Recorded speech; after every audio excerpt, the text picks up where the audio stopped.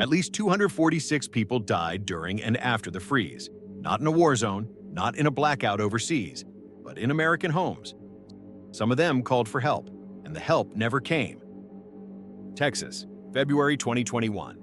While millions sat in the dark and the cold, parts of the market produced windfalls measured in the billions. Most people think they know what happened. Bad weather, frozen wind turbines. Texas wasn't prepared. That's not the real story, because the same storm hit Oklahoma and Louisiana and Arkansas. They stayed on. Texas went dark. There's a reason for that. This is a failure chain. So why did Texas fail when its neighbors didn't? Because Texas is different from almost every other state for one reason. It's an island. Most of the U.S. runs on two giant interconnected grids. If one region gets stressed, it can borrow power from neighbors. But Texas built a mostly in-state grid, partly to limit federal oversight. And the simplest way to understand it is this. The rest of the country is tied together. Texas cut the cord. Texas has 4 DC connections to neighboring grids, totaling about 1.2 gigawatts. That sounds like a lot until you see the scale. It's a garden hose trying to fill a swimming pool during a fire. So by 2021, ERCOT was serving roughly 26 million people, about 90% of the state, mostly on its own. And here's the trap. If you design a system to run perfectly on normal days, you remove the buffers that save you on abnormal ones. Because Texas didn't just build an island, it built an island optimized for efficiency. In the 1990s, Texas deregulated its electricity market. The sales pitch was simple. Competition drives efficiency, efficiency drives lower prices. And it worked, for normal conditions. But efficient became a specific set of choices. No extra backup capacity sitting idle, minimal redundancy, and no expensive winterization for a rare cold snap. And the grid runs on a brutal rule. Supply and demand have to match every second. So in a market like this, companies get paid to generate power when demand is high. They don't get rewarded for spending money on preparedness that might sit unused for years, which creates the most dangerous kind of fragility. Not a broken part, a broken incentive. And Texas had already been warned exactly what that incentive would lead to. February 2011. A winter storm hits Texas. Power plants froze. Gas systems failed. Millions lost power. Federal investigators didn't find a mystery. They found a checklist. Winterize natural gas infrastructure. Protect critical equipment from freezing. Treat extreme cold as a real threat. But the recommendations were voluntary, so the system mostly stayed the same. And then February 2021 arrived. February 10th, 2021. A major Arctic blast pushes south. Warnings go out days in advance. This isn't Texas cold. This is sustained sub-freezing temperatures across huge parts of the state. February 14th, the cold hits, and almost immediately, the first link snaps.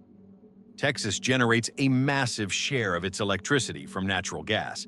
But in extreme cold, wellheads and equipment freeze, water turns to ice, valves seize, production drops, and when fuel drops, gas-fired power plants don't just run less, they start going offline. Now, yes, wind underperformed in key hours, some turbines iced up. But if you want the truth in one picture, look at the bars. Wind drops. But the thermal fleet, especially gas and fuel supply, is the cliff. By the morning of February 15th, Texas had lost around 30 gigawatts of generation. That's not a shortage, that's a cliff. And once the grid starts falling off that cliff, the next problem isn't political, it's physics. And this is where it gets catastrophic. The grid runs at 60 hertz. When supply can't meet demand, frequency drops. There's a number that separates a bad blackout from total grid collapse, 59.4 hertz. Drop below that, and protective systems across the grid start tripping offline automatically. One plant shuts down, then another, then another. The cascade becomes unstoppable.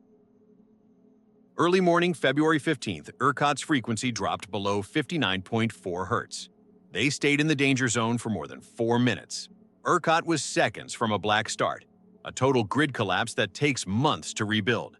They made the only move left, cut power to millions of people to stabilize the system. People remember rolling blackouts. For many Texans, it wasn't rolling.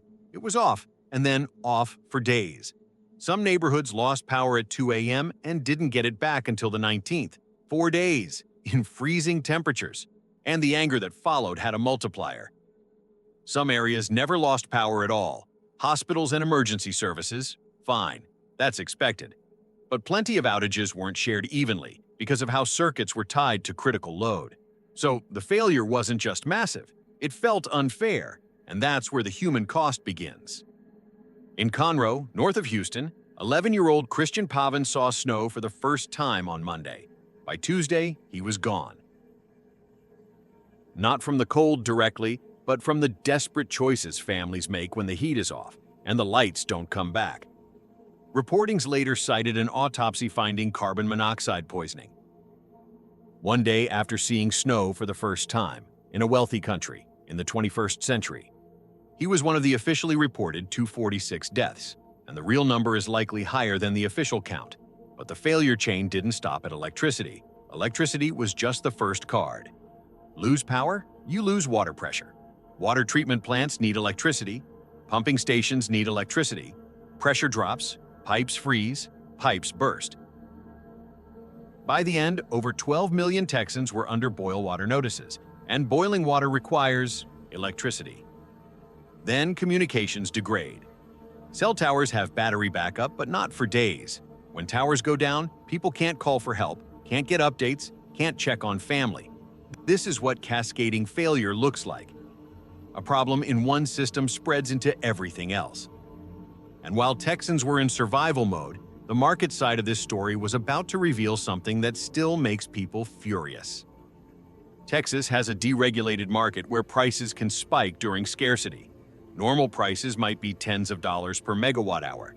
During the crisis, prices hit the cap, $9,000 per megawatt hour. The theory is that high prices incentivize generation, but you can't incentivize a generator that's frozen solid. Some Texans on variable rate plans got bills for thousands of dollars, $5,000, $10,000, even higher, for power they often couldn't even use. And this is why people still feel sick when they talk about it. During the same window, people were dying. Parts of the market produced huge windfalls. The system did what it was designed to do. It just rewarded the wrong outcome. After 2021, Texas passed reforms. Weatherization requirements. Penalties up to $1 million per violation on paper. But the core question isn't, did they pass a law? It's, did they enforce it hard enough to change behavior across the entire chain, especially in the gas supply? Because that was the first link that snapped. A system optimized for efficiency doesn't fail gracefully. The Texas freeze wasn't just bad weather. It was a system designed around limited interconnection, incentives that punish preparedness, and buffers shaved down until they barely existed. The grid can be fixed on paper, but the incentives are the real system. Texas came 4 minutes from a grid collapse that would have taken months to recover. Next time, they might not be that lucky. And the rest of the country? Most of it is running on the same playbook. Efficiency first, buffers last. This is a failure chain. If you want more stories where one small weakness cascades into a statewide or global crisis, subscribe. See you in the next collapse.